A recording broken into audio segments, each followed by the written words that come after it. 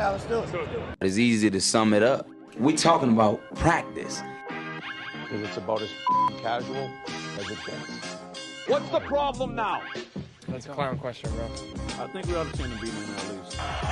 World champions! Start playing with some jam in here. Let's go. Philadelphia, looking as only you can look. Woo! Here we go, here we go.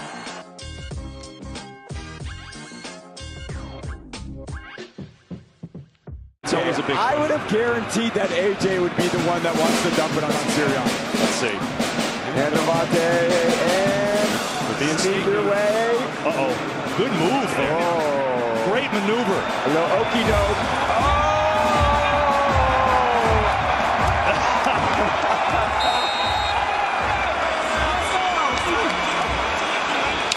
The best shower Nick Sirianni will ever have.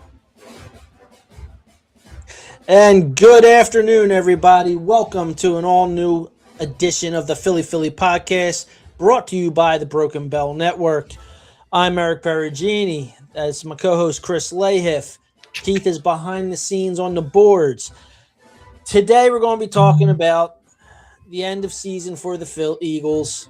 You know, so kind of like our end-of-year show, so we're going to mix in some stuff today. So it's kind of like our end-of-year sports show in general, just talking some BSing around a little bit. But we might as well get to it and start with those amazing Philadelphia Eagles. Guys, how are you this morning? I'm fine. I think the offensive coordinator search is keeping me preoccupied, and I think, it's disappointing end to what should have just been a much better season. But I think a lot of teams can just say that right now. You think Allen can sign a 3-week contract over with the Bears?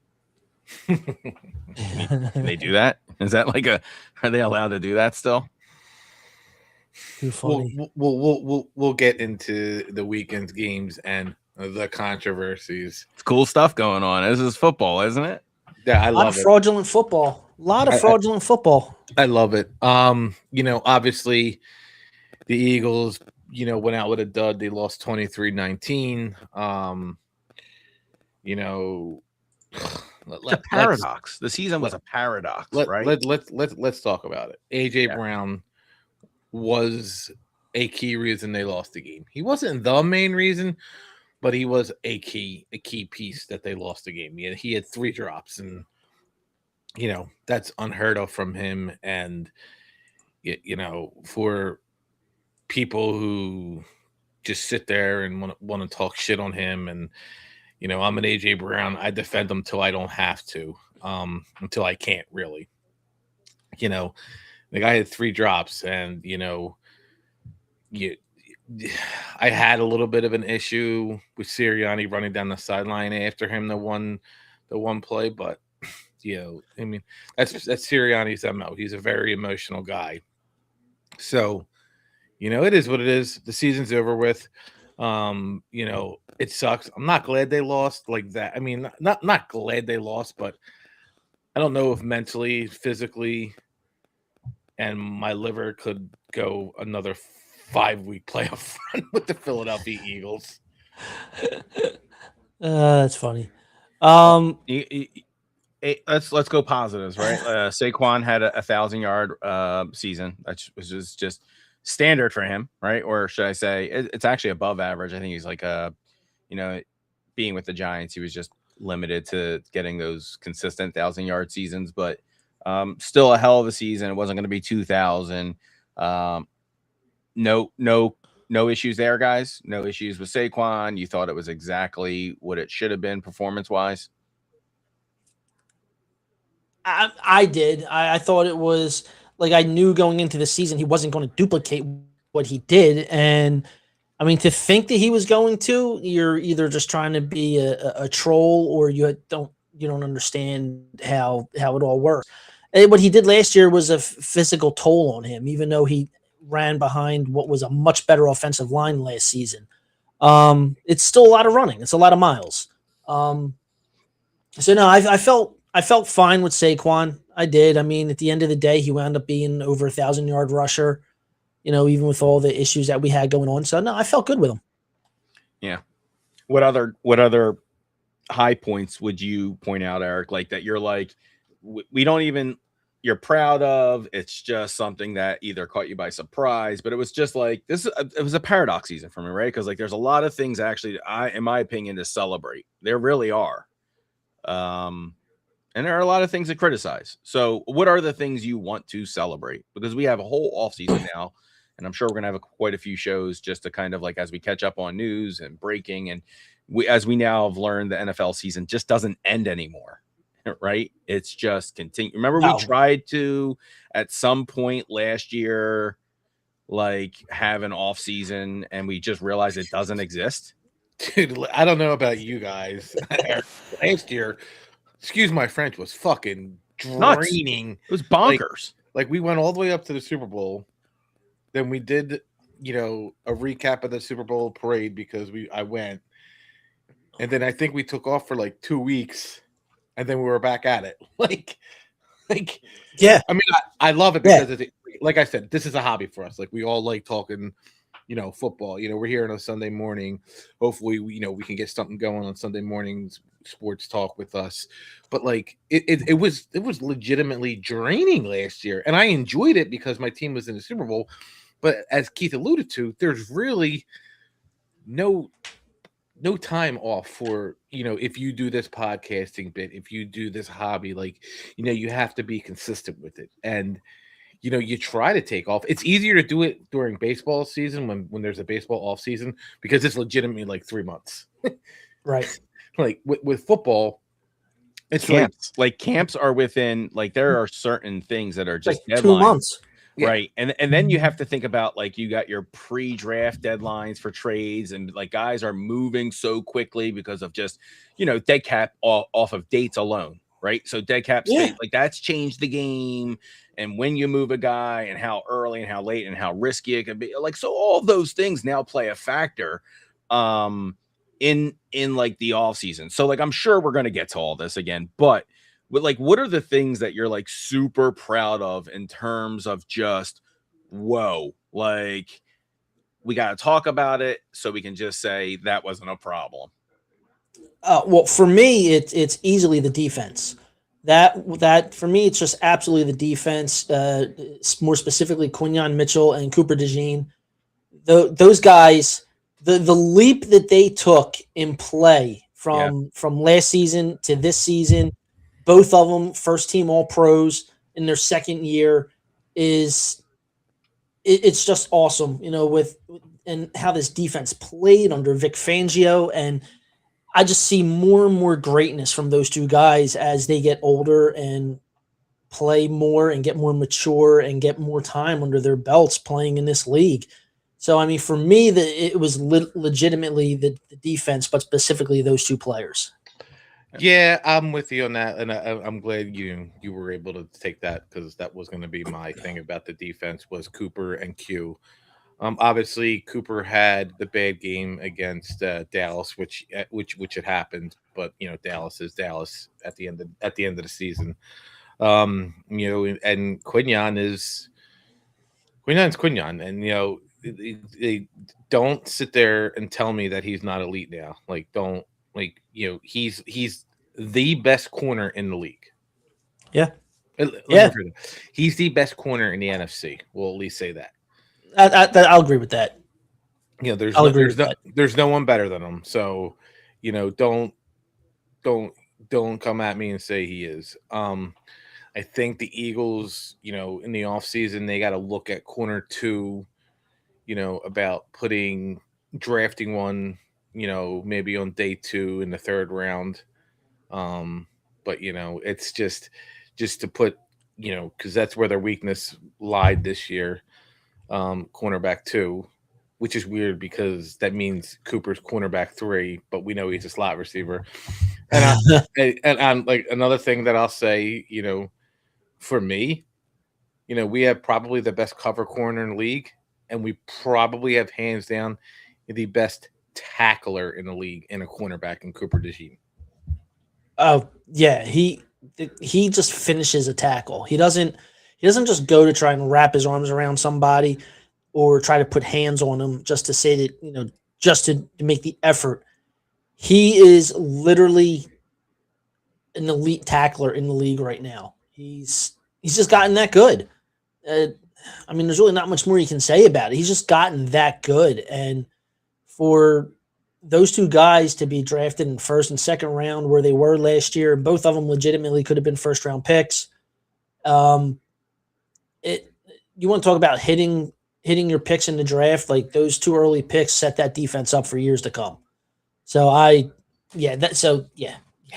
I just wanted to kind of just comment. I don't think we actually even stated this on the channel at all, but we're still fans at heart, and congratulations to both of them for making first team all pro honors this year.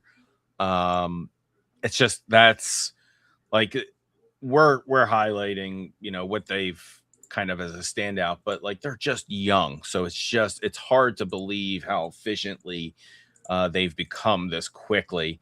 And Cooper moving over, just taking on so many new responsibilities, I think this year was just a sign of maturity, and him not getting really punked on the field as he moved over into those positions.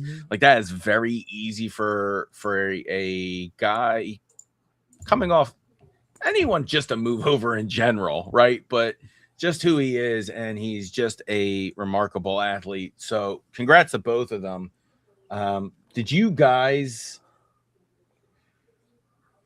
my breakout, I have a breakout, and I know defense is really talked about. And I kind of owe the guy apologies, because I think I may have mentioned in passing that we can do better than him, or that he's just not prototypical for this team. I don't know. Do you guys know where I'm going? I may be apologizing now at this point, but that's for Dallas Goedert. I have in the past, I have judged. Now, I think, what do you have? 11? He had 11 touchdowns this year, right? I mean, come on. Yeah. That's a franchise record for a tight end. Franchise record. That's crazy. I do think that did happen for a few reasons. There was a lot of opportunity there for that to occur. And we can go into that, because I think that's actually one of the weaknesses that occurred. But it's still impressive nonetheless. It's still the NFL. It's still 11 touchdowns. It's still, like, what are we talking about? So congrats to him. But I think I have to eat crow on it. We needed someone to step up in that area, and we got it out of him. And we all saw those kinds of touchdowns he had. Like, those are flag football touchdowns. Like, it's like we all saw them, right? Yeah, and it's funny you bring that up. Like think about Kevin Patullo. The guy got fired because his offense absolutely blew. But we had two 1,000-yard receivers. We had 1,000-yard rushers, and we had Dallas Goedert with 11 touchdowns, which I think led tight ends. Like, it just. And I think Jared Hurts ended up having a career high in passing touchdowns. I could be wrong on that. But and that's all with missing a game, because, they all sat out the last game of the season. So, correct. So just thinking about how bad Kevin Patullo was and how consistent this offense was with, getting yards and they just, when plays were needed to be made, Patullo's offense couldn't do it. And that was why he got fired. That is correct. So when you sit there and you think about the Dallas Goedert, the Eagles have a decision to make. Do they pay Dallas Goedert? Dallas Goedert is going into his 9th year in the league. I don't know what contract he's going to want. If he's going to want a 3-year deal. Team friendly. I think he will go team friendly. I don't think he will. He just had 11 touchdowns. There's no reason to go team. There's no reason to go team friendly. He just had 11 touchdowns from arguably the worst offensive coordinator in football. This was not so I think we learned this situation a few years ago when we extended his contract, that I think we all looked at the market and we said, there's just nobody else that dollar for dollar would work. I don't think his price tag's going up. I think he will give a team-friendly contract, and I don't think it'll be way below like market value, or I don't think it'll hurt him. But I think it will be friendly to the team's dead cap. I feel like I should be talking into my cup like Lex Luthor and Superman. You're doing good. You're doing good. You look sophisticated. Because you look dangerously close to a grilled cheese eater when you take off your glasses. Like, do it. Just show everybody what I'm talking about. I'm not, guys. It's super close. Like, come on, guys. You've seen him before. You know what I'm talking about. You've seen that guy before. So are you guys suggesting that we don't re-sign Goddard? We do re-sign Goddard. I mean, I think we get there, and I think it's going to be just fine for the team. Well, it depends. It depends what he wants, and if you can get Kyle Pitts for a cheaper price, maybe you go get Kyle Pitts. Okay. I'm just. I don't think that's. Yeah. I don't. They're not the same. That's not. Right. No, they're two different. Well, I mean, right. Kyle Pitts is more athletic. Right. Well, Kyle Pitts is more athletic. Yeah, he's more athletic. He's physically more dominant as a receiver. Like he's just big and powerful. And I think he's 2 years younger, right? Yes, I believe he is. Yeah, I believe he is. But honestly, I don't think Goddard's back. I think he's one of those decisions that it's a tough decision that they have to make, and I don't see him coming back. They brought him back on that 1-year deal, and the dude balled out. Like you guys are right. He was tied for second in the league in receiving touchdowns with 11. Devontae Adams led the league with 14. So, I mean, he's going to want some cash. And let me tell you, it was him and Trey McBride that were the two tight ends out of the 4 people that were tied with 11. So he and Trey McBride is a pretty damn good tight end in his own right. So I don't think Goddard's back. I think he's going to cash in somewhere. And it sucks because they don't. I mean, I like Cal Kater, but he's nowhere near Dallas Goedert. I can like the player. I didn't sit here and say he's fucking Gronkowski. You fat-faced ginger. Jesus Christ. I'm not, again, you're not, I don't think you are wrong at all. I don't. I am not under the assumption that the market is going to be, I think we're drafting. I think we're looking there. Of course I do. I think we're looking at this class, this tight end class, and seeing what comes out of it. That is all a real, how many years does he have? He's Dallas Goedert. How many years has he been in? Yeah. He's what? He's a 2018. Okay. Yeah. So, 2018, 8 years. Right. 8 years. Your shelf life of a tight end is about 10 to 11 years. Okay. I'm with you, Eric. I mean, I'm not heartbroken, but right. I'm not also, I need to, like I said, I need to recognize what he did this past season as well. Oh, it was amazing. Right. It was amazing. Yeah. It was amazing what he did. I mean, I don't think they saw that out of him because, I mean, let's face it. One of the biggest knocks on him was that he was another guy that couldn't stay healthy a lot. Like he would miss time, and he really didn't do that this year. He played well. I mean, like I said, he tied for second in the league in overall receiving touchdowns, and he became the Eagles' all-time leader in a single season franchise record. So it basically was a contract year for him, and he did what you would expect a guy in a contract year to do. I got before I know where this conversation is ultimately going to go, because we're talking highs and lows. Let's get the heartbeat of Philly fandom. This kid Sam's going places. We're going to introduce you to this if you have not seen this clip yet. The kid sums up, I think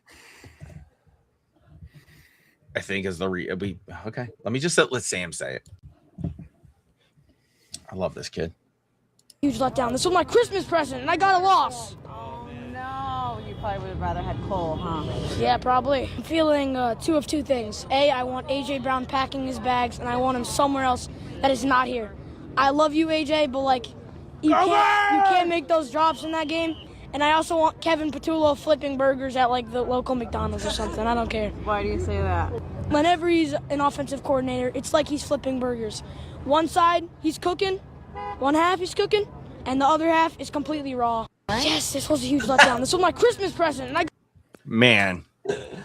I love it. First of all, Sammy Salvo, he's being run all over. This kid is awesome. He's got an uncle somewhere. You know what I'm talking about. This is who his uncle's his best friend, apparently, and he's talking just like him. But let's talk about disappearing after halftime, because he's right. The kid, Patullo can't cook a whole game, and so the Eagles are moving on from that. But I think that was the theme of the year. Disappearing in the half. What do we get? 6 points in the second half here of the San Fran game. Yep. And they were both field goals. Yeah. After two big turnovers that we should have capitalized on. After Q just really set the stage. So,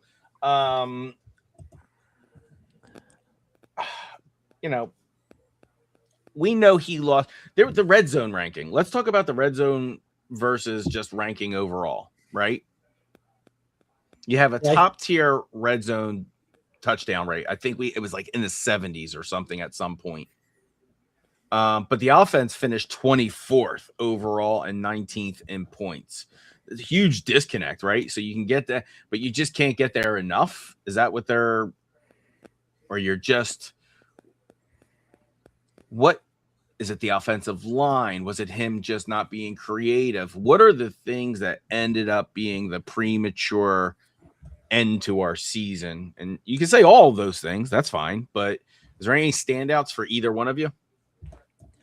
Well, for me, I think the biggest problem that we had this year was the offensive line.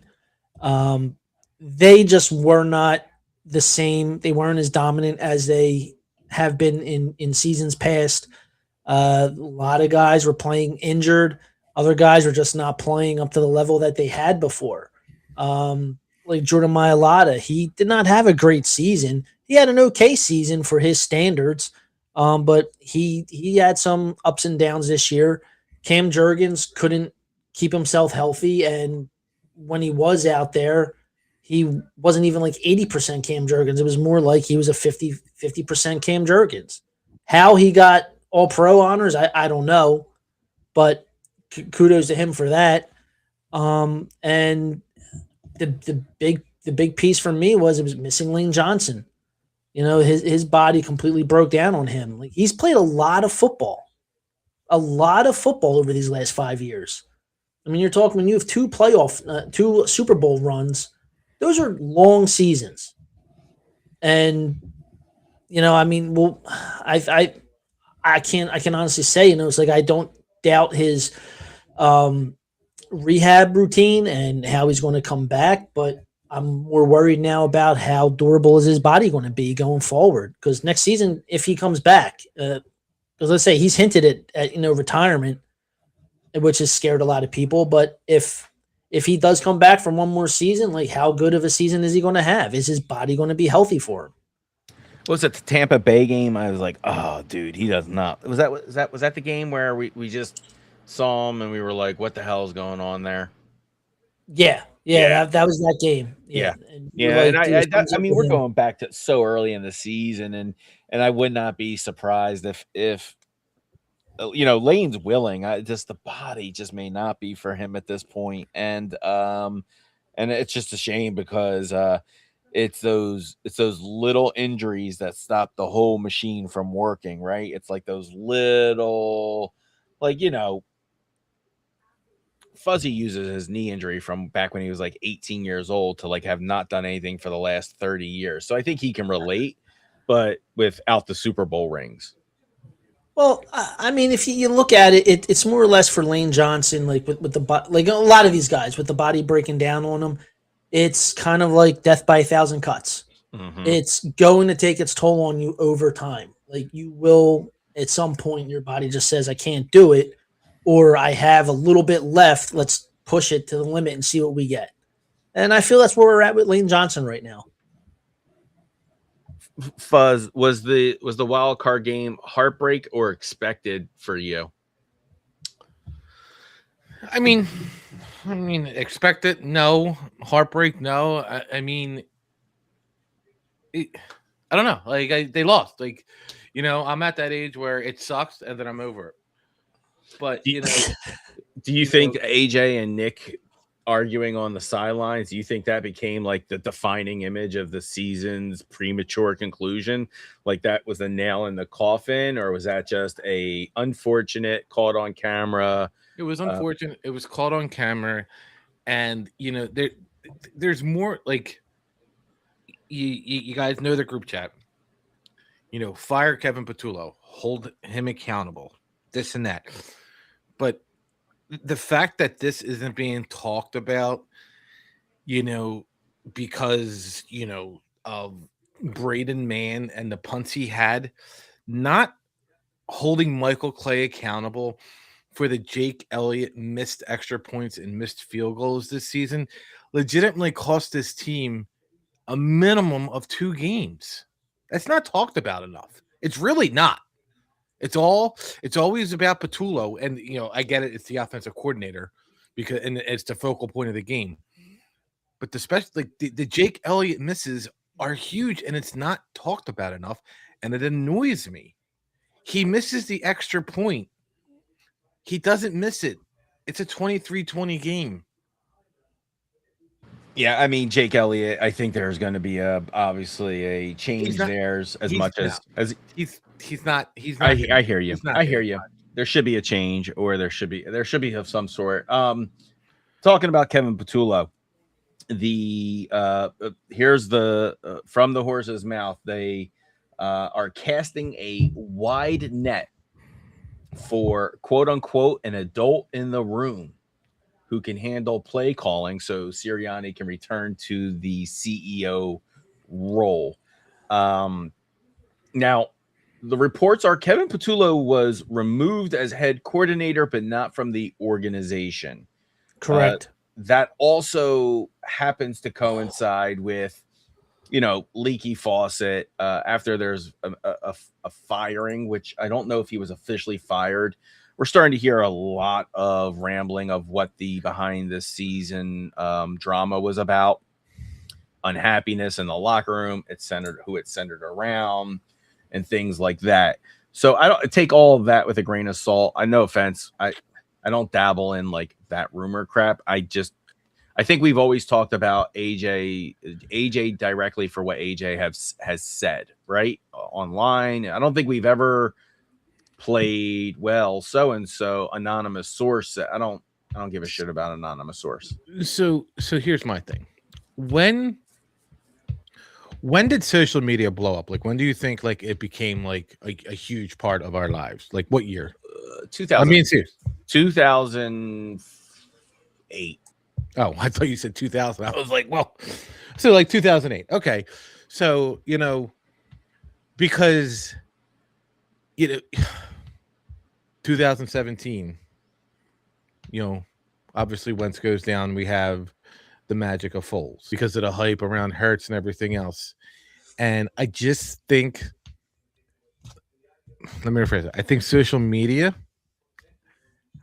blows up because of the Philadelphia Eagles, and I don't know why. I know why. AJ Brown is super immature online. Stop it. I'm not. Okay. I don't care. Right. I'm going to call him out. He's super immature. Grow up, dude. That's your job. No, that's your job. You don't air your shit out at your work. Stop it. No. He's just he's a baby wide receiver.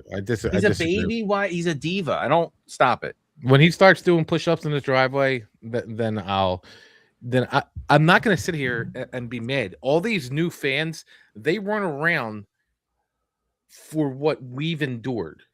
Like you can't hurt me. Like our Tyler Talks guy, he was born in 1996. He's seen 3 championships in 30 years.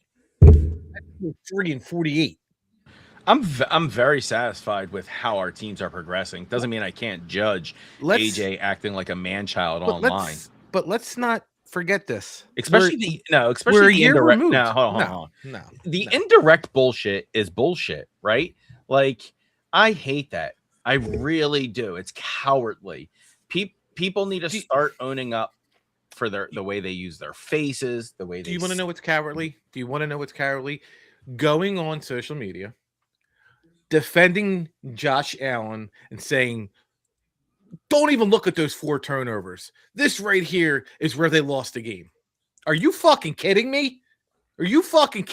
No, I am not. I will defend AJ Brown till he's no longer an Eagle. I have no problem. I think it's hilarious because people lose their minds. I think it's hilarious. But then you have the idiots of the world, like the Chase Daniels, who are defending Josh Allen, and the Justin Herberts of the world. And I'm a Josh Allen guy. They're legitimately making me laugh at Josh Allen crying yesterday. It was the greatest thing ever.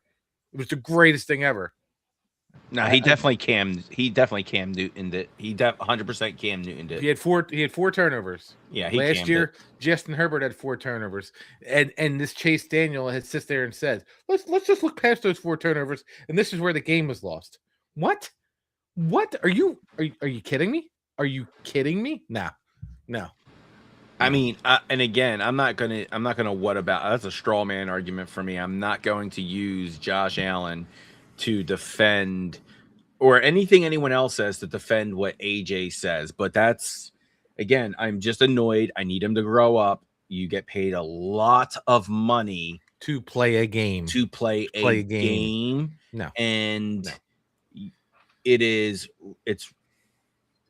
extremely frustrating to watch someone act like a child about it. That's all I am saying.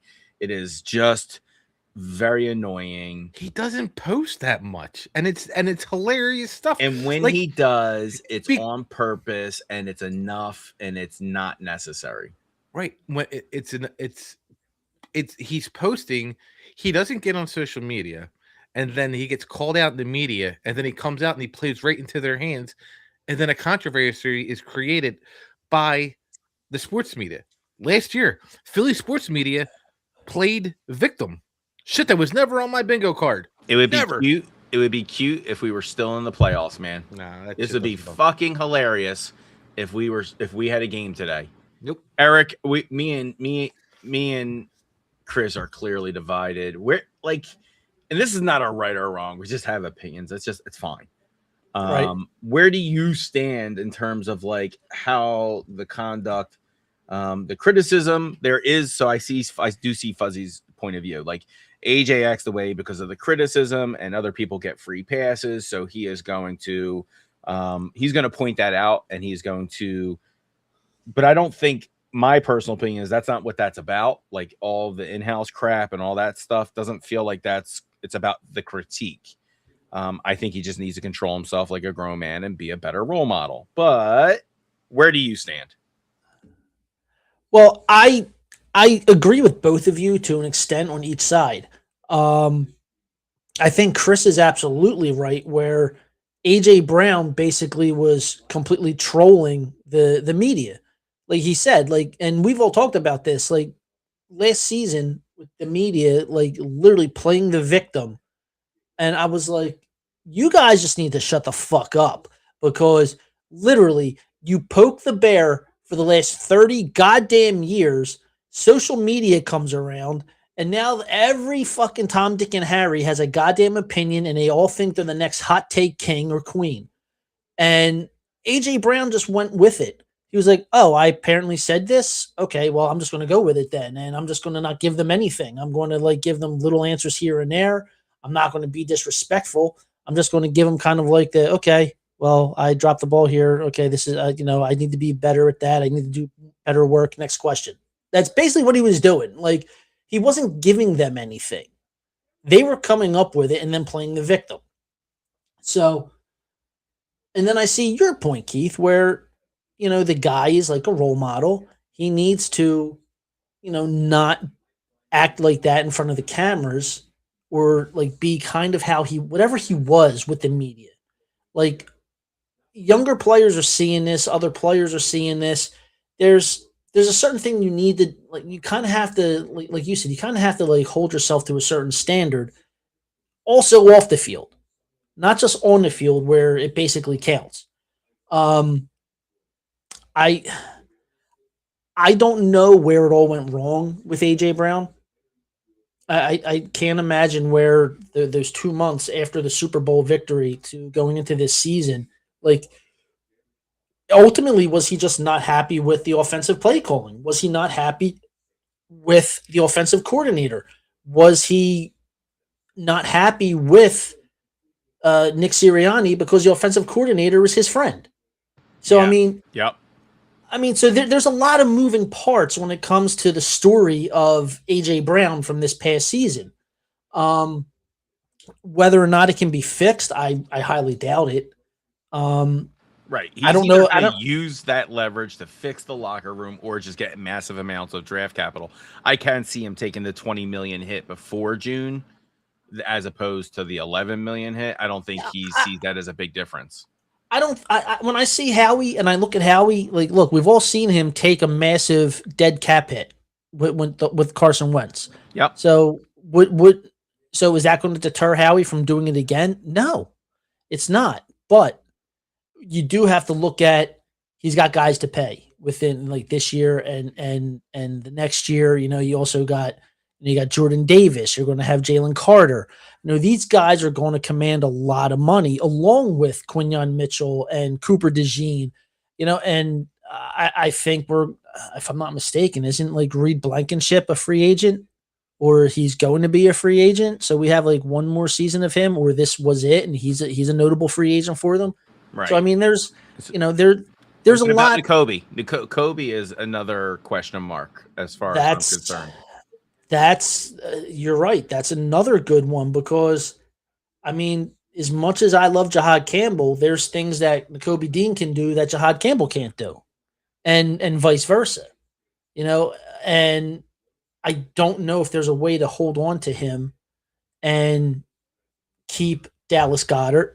I don't know if there's a way to hold on to him and, you know, have a game plan in place where you can put him and Campbell out there or rotate them in certain situations. I mean, it worked for a little while with them this past season, but at the end of the day, we saw just how good Nakobe Dean is. And as much as I love Jahad Campbell, he just got put to the sideline.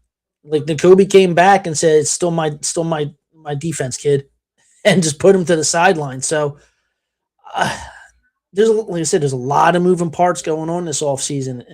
And back to the original point of AJ Brown, there's literally so much to happen there. Like I don't know if it's fixable. I really don't.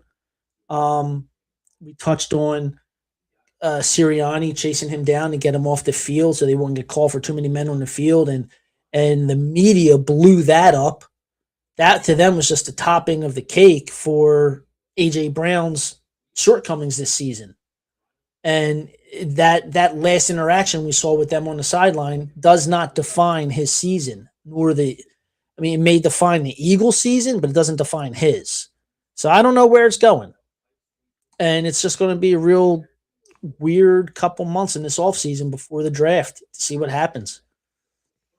Yep. Yeah, no, and again, we don't deal in rumors and the things that were said about requesting trades or anything like that as early as week 3. That's just okay. That's fine. I think all of that stuff's going to come out. Sour grapes will come out once anyone leaves. They're going to be like, by the way, right? Yeah. And we don't know what that by the way is really coming from. If it was a by the way, why didn't you say it before you got fired type deal or whatever? So, and from the comments that a lot of people are Kevin Patullo's friends, like in the city, like people know this guy, like he's on air, people have known him and they keep calling. He calls, he's like, it's not fair that I'm getting treated like this. And they're kind of like, man, it's the big boy club now. You're the OC. When things don't go well, you are going to get the blame. It's just going to happen, but it doesn't take away what his friend should have said. Bro, you're just not cooking a whole game either. Like there's a lot of pullback. It's very obvious. It's very egregious. And so when he didn't I think listen to even his friends. I mean, dude, what are you going to do? You on paper, you had some really good weapons, but I think you're fighting against AJ Brown. I'm going to push back and say it wasn't just the last game of the season where he was dropping. He looked bad the game before and the game before that. I don't mean terrible. I just mean he looked like he was for whatting it a little bit to me. And it's the vibe I got. I'm sorry. I read his body language. It matters. I agree with that. I can't disagree with you on that at all. Yeah, like I said, there's just like something just wasn't right. And I honestly do think it had to do with the coaching, with the decisions by the coaching staff, the game plan, who was, who's the friends of the coach, and I just think that there was so much going on. And, as all top wide receivers, they do have a diva attitude about them. So, and AJ Brown has said, that he doesn't have to be the focal point. He just wants to be part of the point, meaning he just wants his catches. He wants his stats. That's what he wants. And he's made comments like that before. So for him to not play at AJ level type that we've seen before makes me wonder, if not that he was sabotaging the season, but it makes me wonder, like, how much effort was he putting into it? And, if the ball's right there, I'm going to make a conscious effort to make the catch. But then in this playoff game, we saw a ball literally, he didn't alligator arm it. It was there, and it just went through his hands. That's a catch that A.J. Brown has made in the past 9 out of 10 times. And it's a catch that he should pass 10 out of 10 times. So, yeah, in there. Saquon drops him, man. He just does. He's just not a good receiver. I don't know what to tell you. He's just not time and time against for doing those, and I think it just messes him up. But AJ Brown stands around like he is the best at what he does, and I'll be honest with you, this year, if we really take a look at it, Devontae was the number one. Like, what do we? Yeah, I mean, Devontae catches everything. Yeah, I mean, he literally does. He had his moments, where he did have some drops during the season, but it's not a lot. Not a lot. Inopportune times here and there, yeah. Most of the times, no. But AJ Brown is a number one wide receiver in the league. So if I'm sorry, Devontae Smith is a number one wide receiver in the league. He could be a wide receiver one on any other team in this league. So if AJ's not here, I still feel good. We have a top option, but that passing game will definitely take a hit because, I mean, you're looking at possibly now in the offseason, you're not going to bring back AJ Brown and possibly not Dallas Goedert. So next season, this offense is going to look different.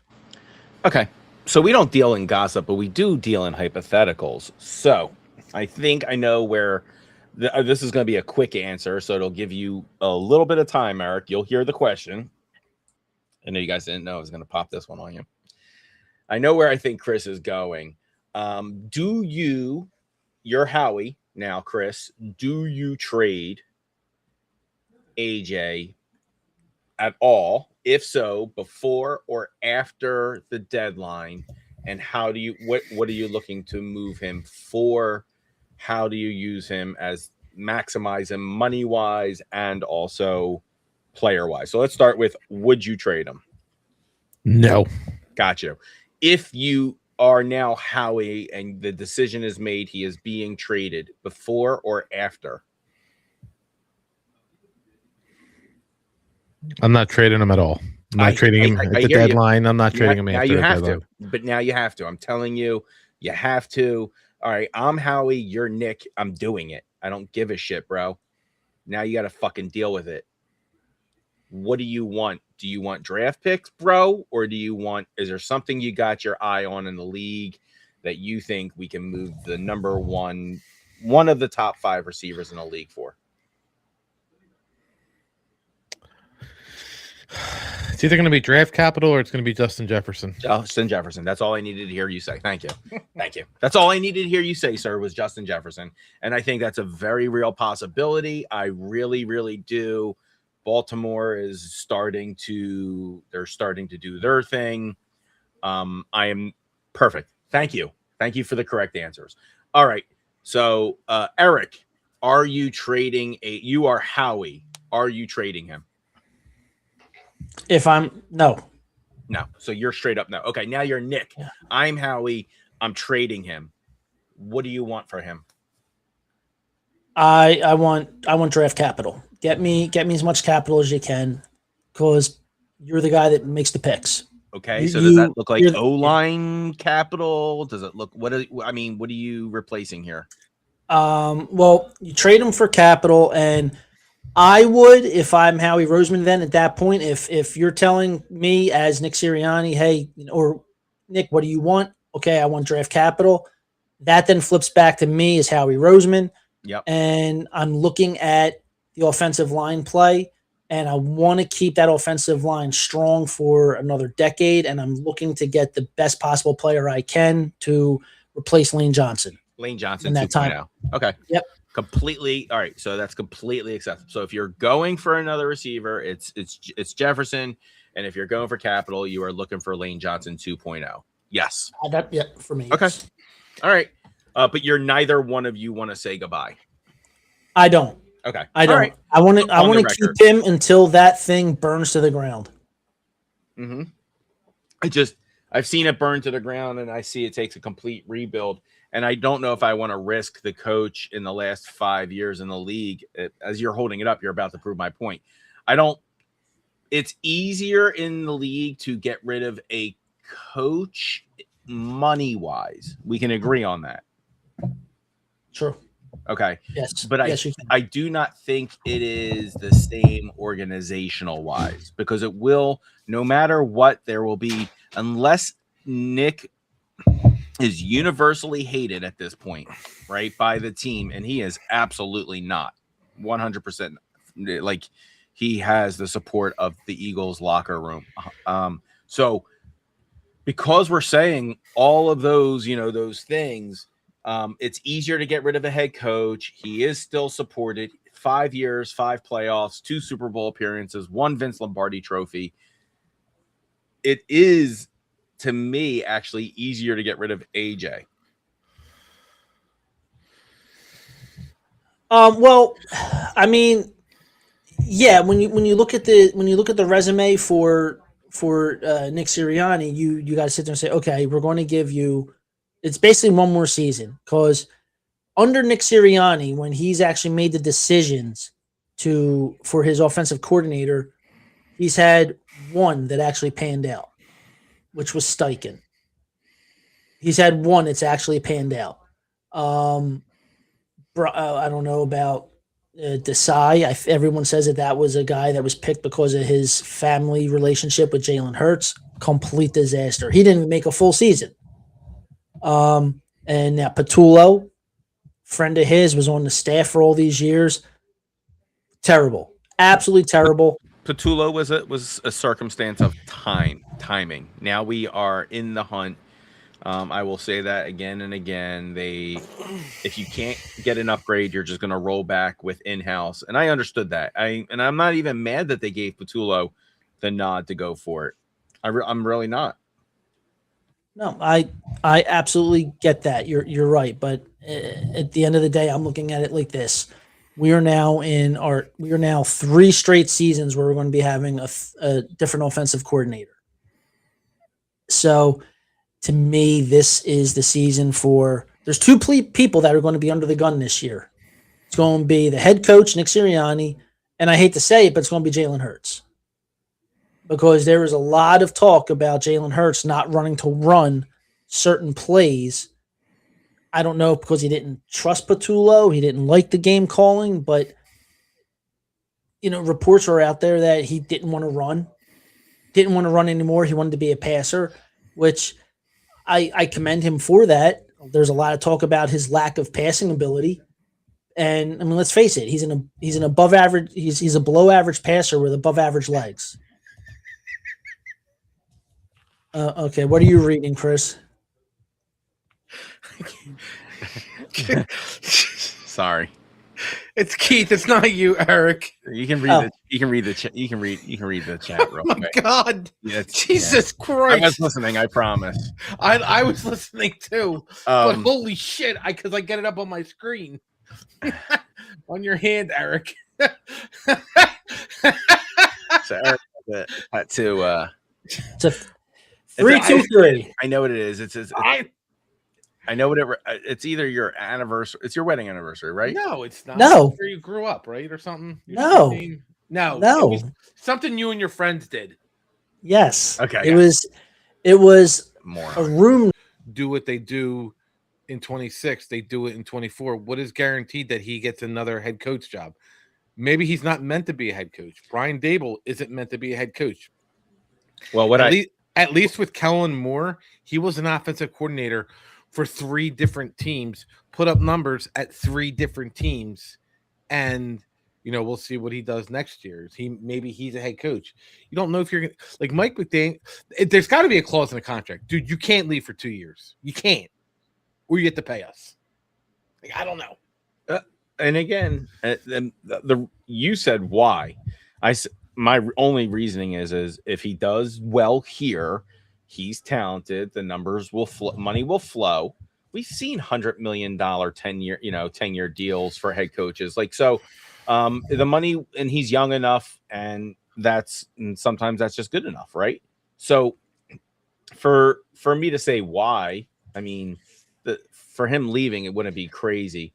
I agree with you on Brian Dable. Like, he is definitely not head coach material. I think he knows that. I think he's comfortable. I think he is extremely comfortable for this team because he worked with Jalen Hurts in Alabama. What makes Brian Dable an offensive coordinator and not head coach material, but Mike McDaniel is?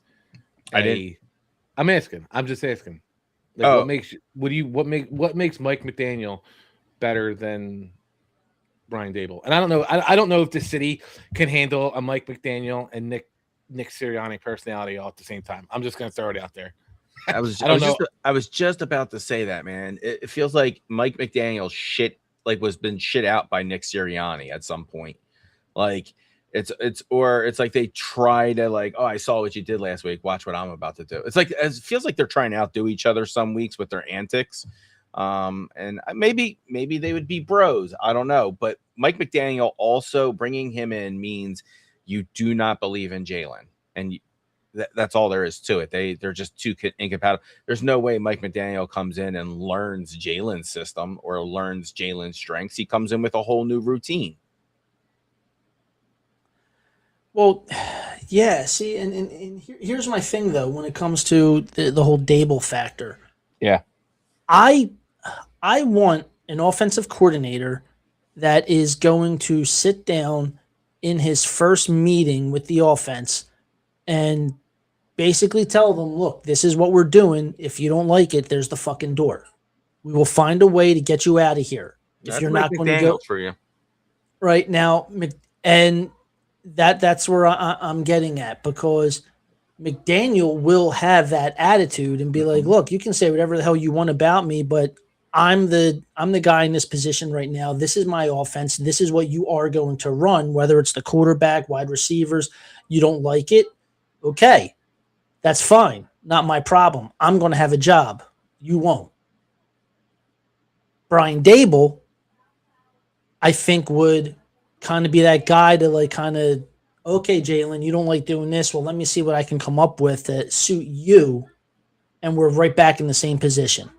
Ben don't break, and right. You might need a break. I know Italians here are gonna be like, "Oh, I can't believe you might have to break a package of spaghetti here." You just might.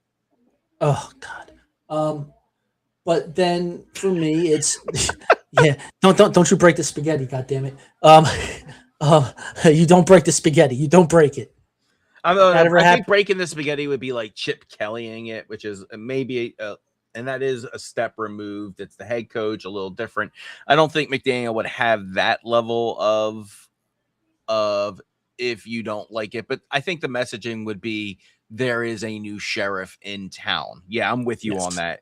And Daboll would be the bend don't break. I'm here to highlight the strengths of the team, and I'll shave the weakness, and we'll do this, and I'll integrate. And we're not looking. We just had a season of someone trying to integrate. Yeah.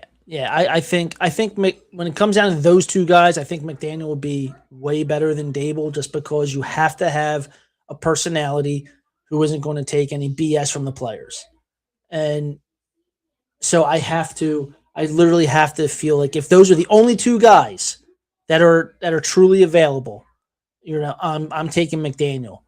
But I'm going to say right now, just for name factor alone, and I'm just saying this out of total satire, I want to have fun and BS around with this one.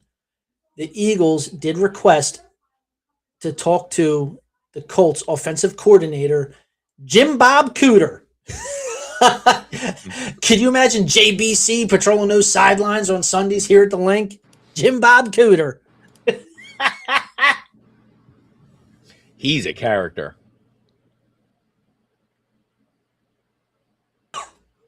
I just for name factor alone, I'd love they are It'd be like Billy Bob it'd be like having Billy Bob as our OC. They are talking about clearly going for someone who is committed to longevity at the team. So that will be a conversation in, I think, the talks that they are having. I really do. Hopefully they're better at these talks for an offensive coordinator than Dave Dombrowski is with acquiring talent with the guns out, and then it was it. Then it was they kicked the ball off, and then it was curtains. Mac Jones. Oh God! Yeah, I wasn't watching that game at all until a little bit later, and I turned it on. And the first thing I did, we came in because we were at the hockey game, we went out after it for a little bit, and we came back, and I literally turned on the game, and I threw one of the dog toys at the TV, and I said, "How the fuck did we lose to this piece of shit team?" Dude, I was like, unfucking real. I threw a foam pizza across the room. It was 40-6, and I was like, that was the score of the Super Bowl last year when we won. What? All right. Let's get this out of the way. Did you think it was an interception? Oh, hold on. We're gonna get to that game. Okay. I want to bask in the 49ers getting blown out by 35. Little annoyed that it wasn't us getting blown out, but hey, that's part of the game. I wasn't upset. It is what it is. Like I said, I got over the loss real quick. It sucked. It is what it is. We move on to the 2026 I think the way I explained it, the Denver game was a thriller. Seattle game was a funeral. Oh, yeah. Yeah. That was a total funeral. What? Say that again, Keith. No. Oh, this is thriller. You got a thriller and a funeral, and once they're both dead. Little Michael Jackson there. Little Vincent Price action. What was the official thing for McCaffrey? Was it just a stinger? Was he out with a boo-boo? Dude, I don't know, but they took. Did you see him without his helmet on? Dude, his fucking helmet must have sunk into his face, and it the marks were going all across. I was wearing my kid's helmet because I got a big head, and I filled it on, and I took it off, and there was just an indent. So I'm thinking maybe it had to be because he must have got hit fucking hard because he had that huge mark across his head. Yeah, he wears his helmets real hard and he takes hits real heavy. My favorite thing is I think it's nice to see that 49er fans are just straight. You guys make me laugh at Josh Allen losing. We've changed the NFL playoff rule, the OT rules, and the guy's 0-3 since we changed the rules for him. This is your doing, buddy. You're making me laugh at you. They showed him crying on Twitter yesterday. I was hysterical laughing. I don't know. Maybe I'm dead inside. I don't know. Maybe I'm dead inside. He's the Harden of the NFL. That's what he is. So let's ask. Was it a interception for you? If they called the ball moving and not in complete control, yes, I believe it was an interception.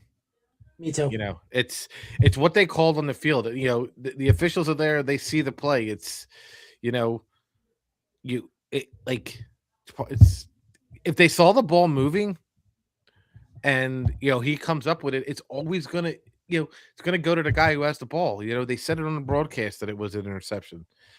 You know, it just, you know, it's easier to look about things the next hour or whatever.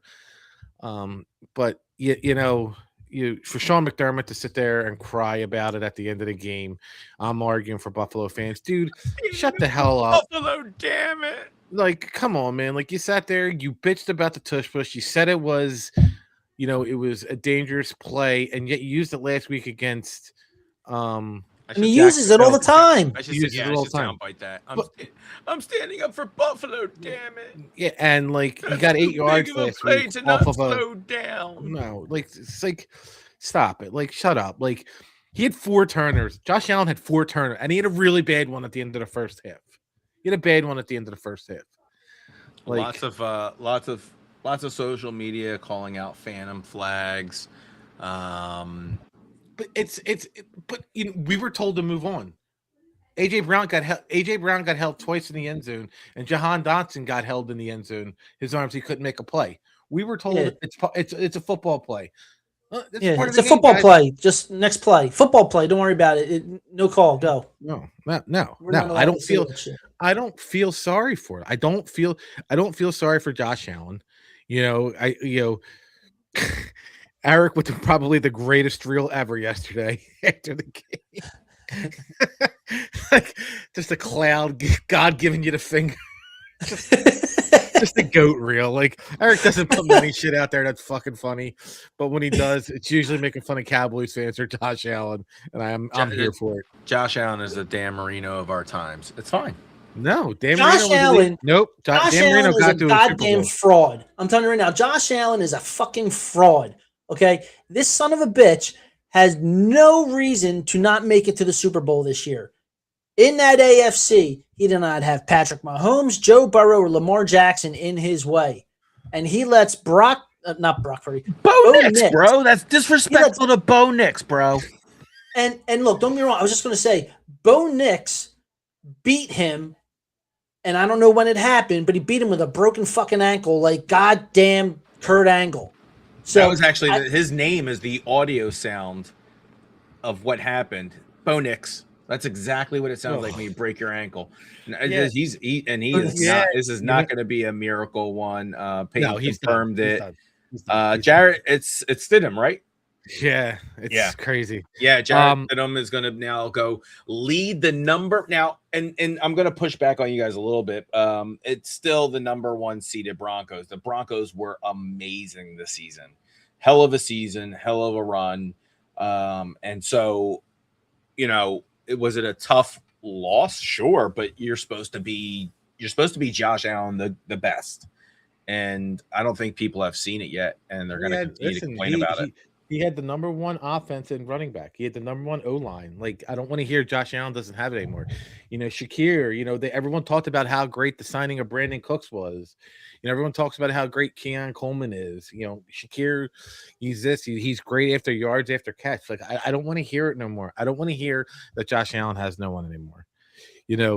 If he has weapons. He has the weapons. Now, if I'm correct, Jared Stidham was a backup for New England, right? Yes, he was. Yeah, he was a backup to Brady. So he's got an opportunity. If New England can win tonight or today, he's got an opportunity to beat New England to go to the Super Bowl. This dude has the opportunity to be Nick Foles 2.0. I am predicting right now that the Denver Broncos are winning the Super Bowl. You know what's crazy? It's not even his first ring. Someone came up and they said, "How is it crazy that you're going to be a starting quarterback possibly in the Super Bowl and it's not even your first ring?" I think it's like his 4th ring, maybe his 4th ring, 3rd ring. No, it can't be that. He was with them for 2 years. He was behind Brady for 2 years. If he gets his 3rd ring. I was going to say if he wins a Super Bowl this season, I want to say it's his 3rd one. Yeah, I want to say It's that. a weird stat, not as that's crazy to me. But same thing. What's his face has how many Super Bowl rings because he was a backup behind Montana? Oh, you mean Young. what's his face? Young, Steve Young. He has one extra one or two extras. I mean, I'm not comparing, guys. I am not trying to seriously compare Stidham to Young. He's got no Super Bowls. I was just going to say, He's got none. He's got none. It says here, not Jarrett Stidham has not won any championships. Jarrett Stidham has not won any championships in his NFL career. He has played in multiple games, but has not participated in a playoff game, making him ineligible for championship titles. No, yeah. Wow. He was great. His first year was 2019. That was the year they beat they beat the Rams. Yeah. So he wasn't part of the team. Gotcha. Hey, listen, he still got that?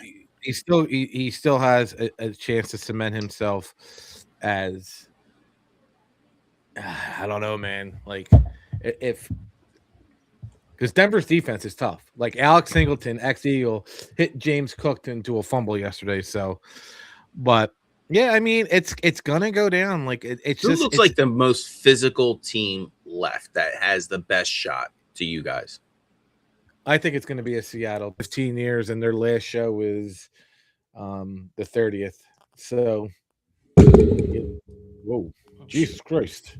That was me. I hit my mic. I'm sorry. But, yeah, so they have their last stuff. And then, obviously, we got our stuff coming up. We got our Super Bowl show, which will be on Super Bowl Sunday. We got Sunday. T. Parsons, from the Dallas Attacks podcast. We got a couple other people. Maybe Nikki Geist will be on. She said she's going to let me know about her show. Obviously they're all happy in New York. They got John Harbaugh, but they still got Joe Sheehan. So that yeah, until Joe Sheen's out there. But listen, John Harbaugh is going to make that franchise better. And then we eventually listen. He's going to be the GM. He's Chip Kellying the situation, but knowing what he's doing. There's a big difference. I like John Harbaugh. I do, but he's got one Super Bowl in 18 years. He's a competent coach. That's what I'll give him. So we have, and then obviously we have our. Eventually we're coming back with the baseball, our Hall of Fame Club podcast. We're going to have some guests on this year. We're going to turn it up a notch. We blew up this year with our draft show and everything else. And, fun things coming over here at the Broken Bell Network. Nice. Good stuff. Good stuff. It sounds so exciting when you say it like that. Fun things coming at Broken Bell Network. A lot of good things coming at Broken Bell Network this year. Yippee-ki-yay, motherfuckers. So I'll put the website out, but it's ShotSkiShackEtsy.com for that. They're $80 and they're $90 and $10 in shipping if you want it shipped. But I'm telling you, man, it's going to be a fun year for us. Go Birds, dickhead. Go Birds, dickhead. Yeah. Eric, take us home. Well, before we do that, I have a little something I want to touch on real fast. So a couple weeks ago, someone sent us a video of these, couple guys that we used to be affiliated with a other network that shall not be named because, quite honestly, it doesn't deserve the time out of my breath. They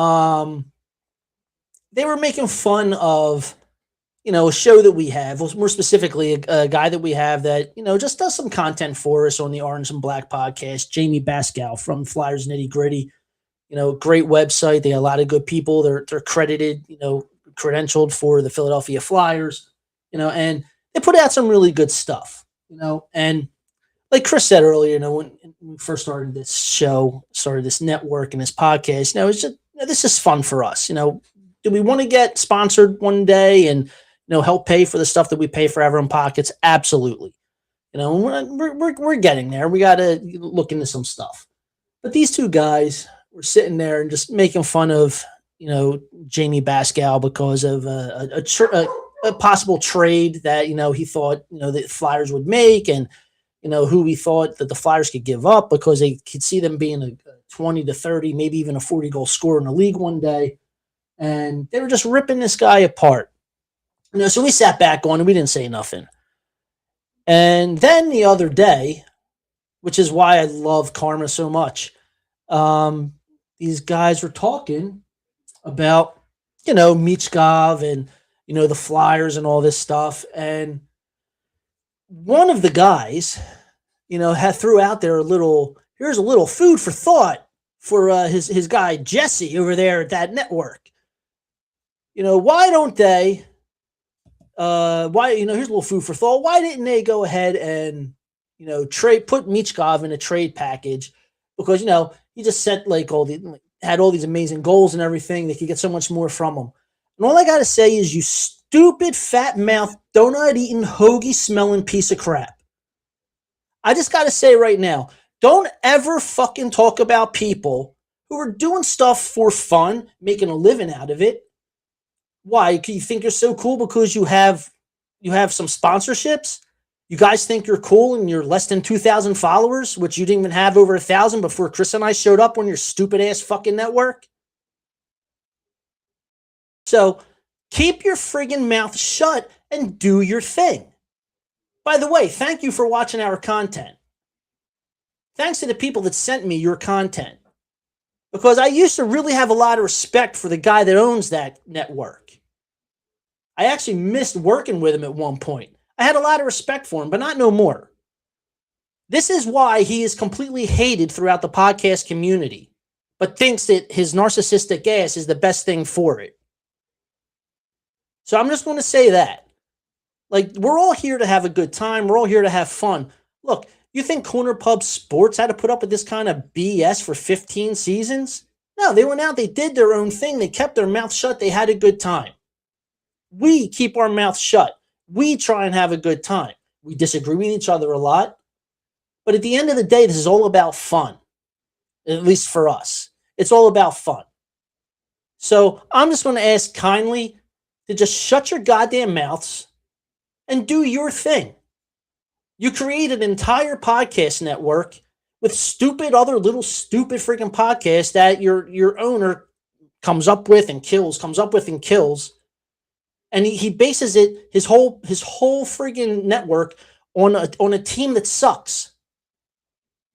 No wonder you don't have any followers. Put your eggs in a basket of a team that's actually worthy of being talked about. Stop talking about other people. Stop talking about how great you are. Oh, I got this roadcaster that, by the way, I took from somebody that I kicked off of my network. So just go do your thing and have fun, man. Talk Flyers hockey. Don't sit there and talk about other people when you're in your basement. At least upgrade to a bedroom like we have. So, anyway. Actually. This is just, And for the record, they seeked us out. We didn't seek them out. So yeah, I was just going to say that. They came to us, and we went with them. And quite honestly, now that I can see the kind of people they are over there, I'm glad we left. I'm glad we basically took our ball and went home. Yeah, no, it's on a serious note when you talk about that, things were waved in front of us, and we kind of bit into it a little bit. There was, obviously in the beginning there was disagreements about how stuff should be ran. And I think you're still waiting to get paid for a couple articles that you were supposed to get paid for. Yeah, I didn't believe that shit to begin with. But it's